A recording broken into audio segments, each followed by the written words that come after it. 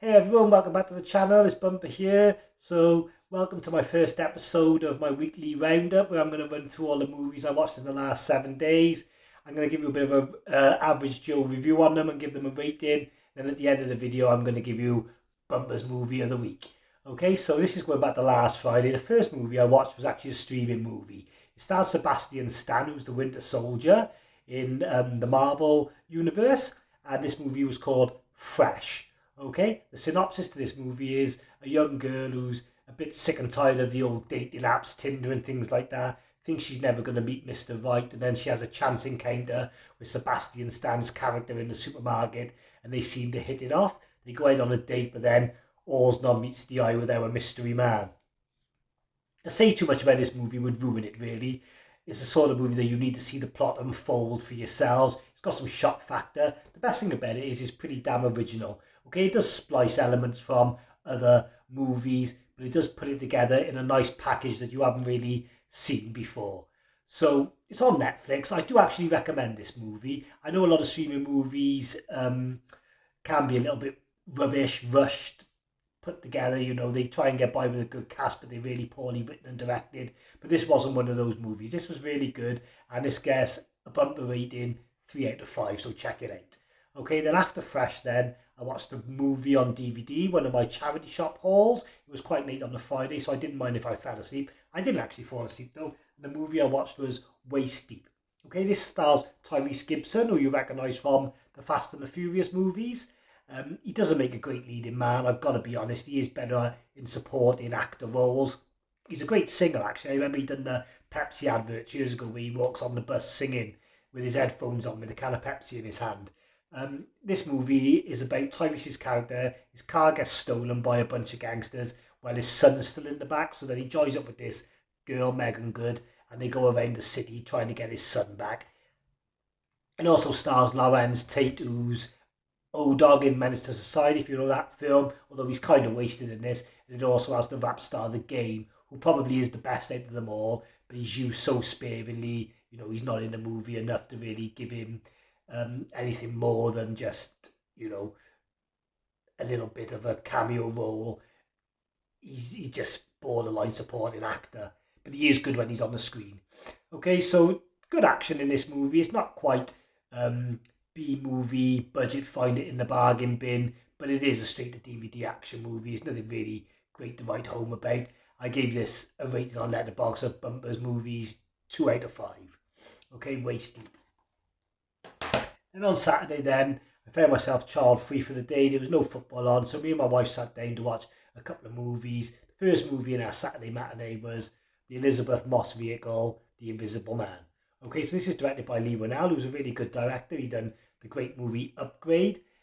This is about Elizabeth Moss. She's in a abusive relationship and she's trying to escape. She does escape, and then she learns later on that the ex-husband has killed himself. So she's trying to adapt to normal life, but she does struggle because she constantly feels like she's being watched and he's still around.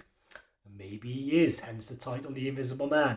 Okay, there's a great scene in this in the police station towards the end where the Invisible Man tears through there, killing loads of coppers. And yeah, it's very like the action in Upgrade, so that's really good. Overall, though, it's more of a psychological thriller than an action film.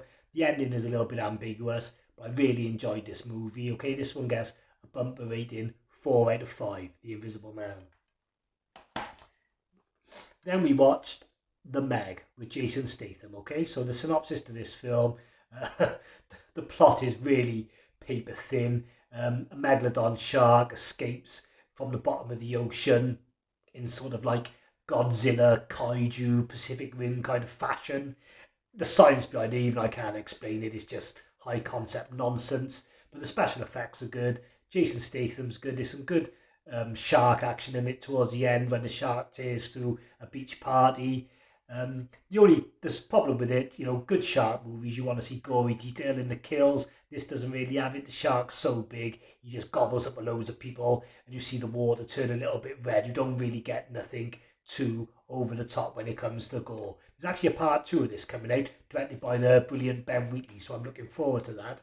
So I had seen this movie once before, and it was critically panned, so I went in with conceived notions that it was going to be poor, and I didn't enjoy it. But I enjoyed it much more on the second viewing when I left all that out the door. I went in with an open mind. I just tried to sit back and enjoy it. So yeah, I gave this movie 3 out of 5 on Letterboxd. That's The Meg. Okay, then on Saturday evening, I watched another streaming movie on Disney Plus. This one I watched with my family, and it's a Disney remake of Cheaper by the Dozen, the old comedy starring Steve Martin. This one had Gabrielle Union in. It had a very sort of cheap, made-for-TV feel. It was like a Disney Channel movie that you would see on Sky back in the day. It was okay though. It had some funny parts. It was heartwarming. My kids enjoyed it. I'm not going to waste too much time talking about it because it wasn't my scene. But if you're looking for something to watch with your family, you could go worse, I suppose. I did give it a personal rating of just 2 out of 5. But yeah, you know, it was okay, just okay. So that's Cheaper by the Dozen. And then on the Sunday, then I watched Solo, the standalone Star Wars movie. Okay, this has got the British actress in Emilia Clarke, who's in Terminator Genesis. Got a lovely slipcover on it. I love the design on the slipcover. Good deal as well. It was £9 on Amazon. Just to see the Meg I picked up off Amazon on 4K for £6.50, so that was really good. So yeah, great slip on it. I enjoyed this film. Ron Howard, he's a great director. For anyone who didn't know, Ron Howard, he used to play the ginger guy in Happy Days, Richie Cunningham. So that's way back in the day. So he's been around the block. I thought the action in this was fantastic. There's a scene at the beginning where Han Solo and Woody Harrelson's character rob a train. It's all CGI, but it's really breathtaking. It's really good. However, there was a downfall with this movie. I'm not the first person to pick this up when I had a little look on Letterboxd reading some of the reviews, and that's the picture. It's really kind of got a sort of dullish shine to it. You know, like when you buy a new mobile phone and the picture quality looks great, and then you peel back the plastic film and you're like, whoa, that looks awesome. Well, this was kind of what this was like. It was as if the camera had a plastic film over it and it needed to be peeled back to sort of brighten up the picture. It was clear and you could see what was going on, but it was just something dull about it. But anyway, you know, that's not to detract from the actual quality of the film. I thought the storyline was good. I thought the action was good. I definitely watched this one again. These standalone Star Wars movies are way better than the last trilogy they brought out. So I definitely watch this again. This gets a solid bumper 3 out of 5. That's Solo.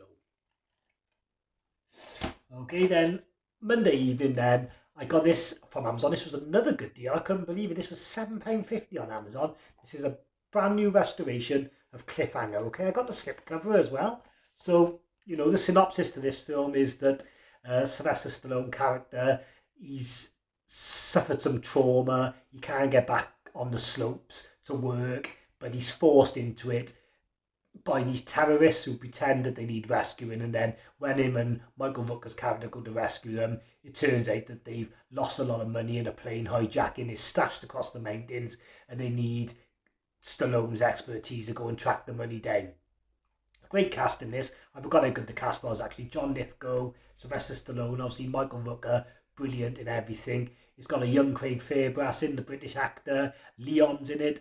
Yeah, so it's really good 90s action movie. Not the best 90s action movie, but it's still really good. The first 10 minutes of this movie induces vertigo on me, I gotta be honest. When he's hanging off the cliffs with no line attached to him, and when he's trying to save that woman hanging off the wire, my legs go like jelly. Honestly, I'm shit scared of heights anyway, so this doesn't help. But yeah, this is a really good film. Some of the action sequences are good. It's a little bit over the top, a little bit silly. It's directed by Rennie Harlin, who done Die Hard 2, Deep Blue Sea, Nightmare on Elm Street 4. So he's in pretty capable hands. Not Stallone's best, not by a long shot, but certainly not his worst. So yeah, overall, a really good time. The HDR didn't do a lot on this because it's a very sort of grey and white film, although there is the red of the helicopter that stands out. But yeah, I enjoyed it. Standard action fare, gets a bumper solid 3 out of 5. That's Cliffhanger. The restoration is great. Apart from the HDR not doing much, the film grain is perfect. That's really how I like my films to look. And there's a great plane hijacking scene where they're stealing money and they're sending it from one plane to another. It's really well done for early 90s. So yeah, that's Cliffhanger. Alright, then Tuesday evening I watched a film that I hadn't seen and I really wanted to. It'd been put on my radar by one or two people.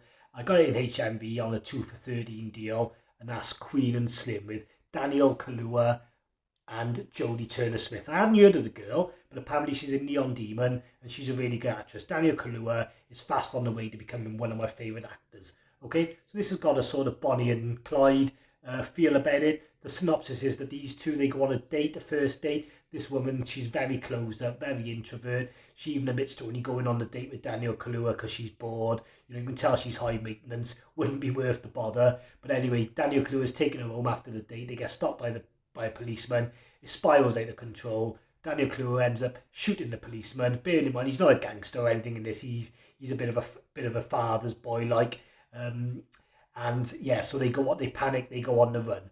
Then they bump into all these strange and great characters on their journey. Bokeem Woodbine is amazing in this. He plays the uncle, and he's like a pimp, but he's not the stereotypical pimp you would think of. He's got a bit of heart, and he really plays it well. I tell you who else is in this is Flea from the Red Hot Chili Peppers. I think he's the bassist in the Red Hot Chili Peppers. He shows up for a cameo, and yeah, this movie is really good. It's a road movie. It's really uplifting. It's got a lot of heart. There's some beautiful cinematography in it, especially the rural parts of Texas. There's a scene where they stop and ride a horse, and yeah, it's just really beautiful, really uplifting. But then it's got its thriller elements to it as well. The storyline sort of takes a side arc with like a social commentary side with other black people around America sort of getting on their side and rioting, and it takes a couple of turns you might not expect, and then the end is just heartbreaking, you know. But it's a really, really good film. I gave it 4 out of 5 on Letterboxd, and this is Queen and Slim. Okay, and then on Wednesday nights I always watch Playtendo live stream, Pete's live stream. So I don't really get a chance for a movie. So I did that on Wednesday. I stopped watching it about 11 o'clock, and then I wasn't ready for bed, so I thought I'd stick a film on. I cozied on up in my living room. I stuck a film on streaming. I wanted one with a short running time, so I watched Kolchak, the Night Stalker. Okay, so Kolchak, you may not know, he's a fictional character from the 70s. He's a news reporter, and the program he's in, Kolchak the Night Stalker, is what influenced Chris Carter to make the X-Files. So he's a bit of a Mulder character, you know. He thinks of all these fantastical scenarios in which these crimes are being committed. No one wants to believe him, but they all think he's good at his job. You know, he's a bit of a pain in the ass, a bit of a lovable rogue, but he's always on the case of the police. He's always on the case of the doctors and the people working in the morgues, trying to get a bit of cheeky evidence that hasn't been put forward so he can piece together a story. He's got a brilliant relationship with his boss, Vincenzo. You know, he's always like, Kolchak, I can't print this. What are you doing to me? What are you doing to me? It's so hilarious. So anyway, The Night Stalker is the first movie. Okay, there was 2 TV movies, and they gave him a TV show then. That sort of what spawned the X-Files. But the first movie, The Night Stalker, made in 1972, was only on for 74 minutes. So it was about these girls were being killed in Las Vegas, and the bodies are being found with 2 puncture wounds in their neck, and they've drained the blood. So, you know, Kolchak's there on the scene. He's a bit of a nightcrawler reporter. He's got police radio in his car. He's always turning up at the crime scenes unannounced and things like that. Of course, he's shouting vampire. No one wants to believe him. And yeah, and then the mystery unfolds. It's brilliant if you like detective stories, if you like a bit of horror, a bit of thriller. Kino Lorber remastered them. They're really expensive, so I only stream it at the moment, but they look stunning. The night shots in Vegas, the darks are so black and inky, and the shots of the casinos. I love old school Las Vegas, way better than what it looks like now. So yeah, Kolchak the Night Stalker, you really got to check it out. I gave it 5 out of 5 on Letterboxd. Not 5 out of 5 in the sense that you might give a movie like Shawshank Redemption 5 out of 5, but for what it is, you know, I should say, it's written by Richard Matheson, so you only got to look at his bio on IMDb for his writing credits. There's so many films: Steven Spielberg's Duel, The Pit and the Pendulum, Stir of Echoes, but honestly, it's a huge, huge list. So the writing is really good, the directing is really good for a TV movie, the action is really good. Honestly, this is comfort viewing at the best. If you've never heard of it, you've never seen it, or you just haven't seen it for a long time, you really need to check it out. Check it out because it holds up well. So that's Kolchak, the Night Stalker. Alright then, so that's about it for all the movies I watched this week. I usually would have got a couple more in, but like I said, I watched Playtendo guys stream, and Wales are playing football on the Thursday night, so I got to watch Wales playing football. So that probably takes 2 films out of the equation this week. So what you've all been waiting for then, Bumper's movie recommendation for the week. has to be undoubtedly Queen and Slim, okay? You need to check this movie out. Don't put off watching it like I did. It's on for about 2 hours. The pacing's great. It flies by. You really get on board with the characters. You're really rooting for them. It's lots of social commentary, so it's a really modern day Bonnie and Clyde tale. It's got elements of true romance in it as well, elements of like Tarantino type movies with all these different characters. They meet like gangsters and pimps along the way, and yeah, it's just fantastic. So if you get the chance, check this movie out, Queen and Slim.